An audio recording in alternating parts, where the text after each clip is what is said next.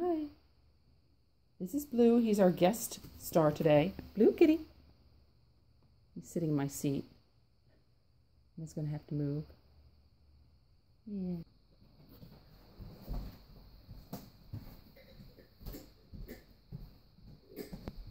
Sorry for this pause at the beginning. I'm Heather Raffa from Renegade Upcycled Goods, and I'm going to do a new test today. I took a piece, well, I'll start from the beginning, upcycled newspaper as the base to protect the table. I think I need to open it up a little more for this project. I took some plastic packaging that something came in the mail. Let me make it flat. And I'm going to take some PBO Porcelain 150 glass paint, glass and ceramic paint. Trying to get all the creases out of this. The idea is to pour the paint on the plastic and then roll the glass object in the paint to get a nice smooth coat all the way around.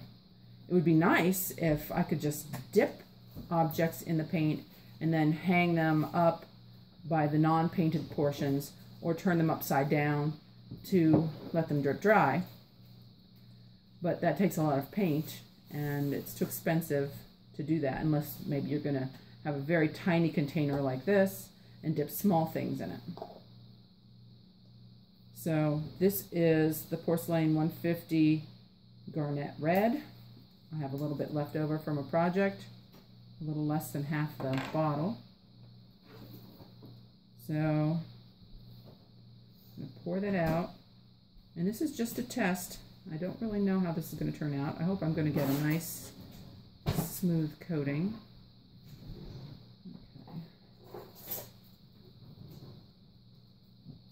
Okay. And then the idea is to roll the glass in it. It may be helpful to put tape over areas you don't want to paint, or to lay the glass on or the plastic on a slightly curved surface.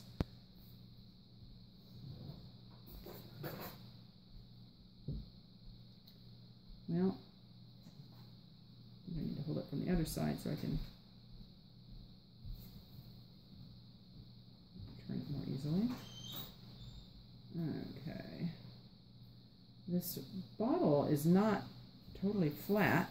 It kind of has this part that sticks in and then sticks out again at the base. So lift it up and smooth it on there.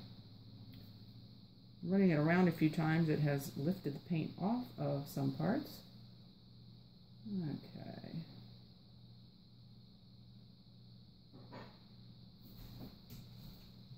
I wasn't really imagining rolling it around and around multiple times. I was imagining sort of dipping it in. It looks neat, but it's not like one nice smooth coating. So that didn't quite work the way I wanted. Maybe I just need more paint. Let me put a little bit more on there. Try again. Ooh. You can always take the extra and pour it from the plastic back into the bottle. So let's try going around. Just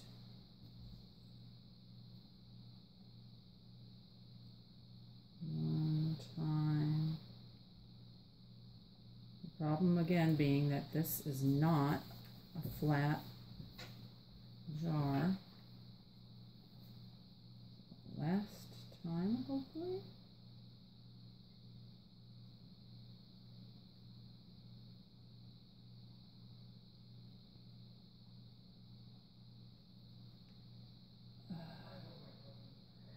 Okay. Well,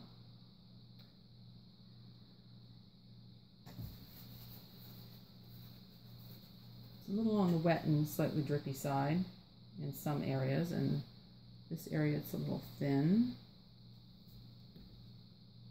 Let's see if I can kind of direct the drips. And I need to wipe off the extra paint. This is supposed to be a drinking glass, and you're not supposed to put the paint where you'll put your mouth. So I have to clean the paint off of the top area.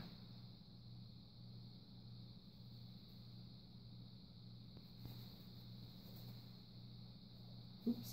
And try not to remove paint that I want to stay on there. Definitely easier to remove this paint while it's wet, although you can scrape it off right after it's dry if you're having trouble or you miss something.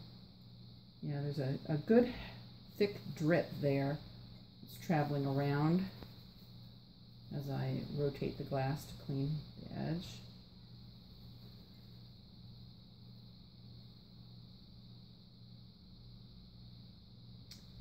You know what? I wasn't supposed to use garnet red because I need that for my project. I meant to use scarlet red. So this isn't even the right color red. Let's see if I can get some of the drips off of here onto the plastic before it gets too dry. And then collect as much of this paint as I can from the plastic and put it back in the bottle. Just tapping it to help it drip faster. Can you see it's making a nice smooth film all the way down to the bottom?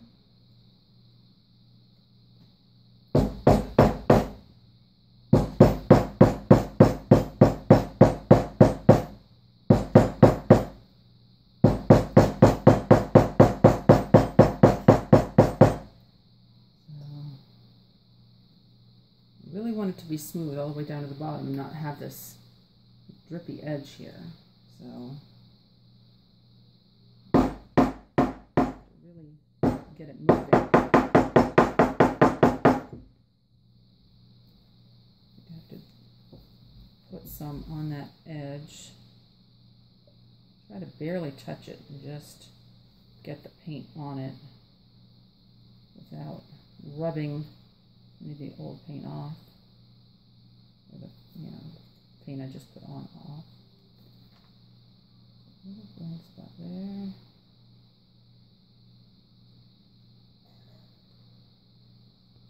So in this case, I'm upcycling the newspaper that I'm covering the table. I'm upcycling some plastic packaging. I'm upcycling a salsa jar into a glass. The only thing that's new is the paint.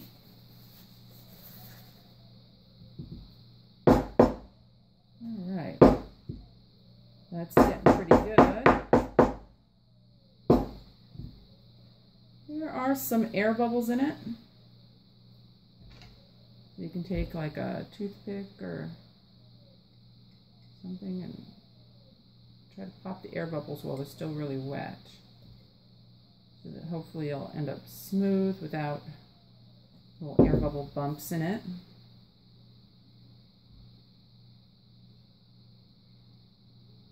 If there are a lot of air bubbles, I recommend going around and popping the biggest ones first.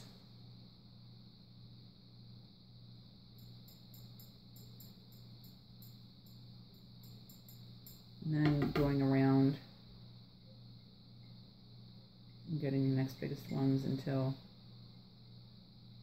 it starts to, until you have them all popped, not likely, or until it starts to get kind of tacky.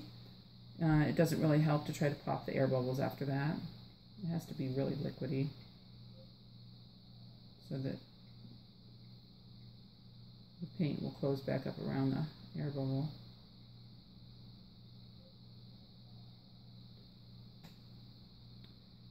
Sometimes it helps to have a little light coming through it as well as on it. Just change up the way the light's shining on it so you can get different views. So you can see how the paint is, how thickly the paint's applied. You might be able to help see air bubbles that way or spots that need to change. Now, I'm pretty happy with this coat of paint on here, but it's running down and getting a little thin at the edge that was at the top. And I've got kind of a little bit of drippy stuff here at the bottom. So I'm just gonna, like that, I'm gonna try to just touch up the bottom a little bit by smearing the wet paint to be exactly, you know, kind of fill in, dragging some of the paint over from the wetter spots into the drier spots. This is just at the very bottom edge that you won't really see, so it doesn't have to be too perfect. And some of this paint is now coming down this way, so I'll have to keep an eye on this. And after it kind of evens out and starts to come down to this edge, I don't want it dripping over this area where you put your mouth. So I'll be flipping it back over in a little while and setting the bottom on top of this, so it's like this, to dry. And that's it. I'll be scooping that back into my container. There we go. Thank you.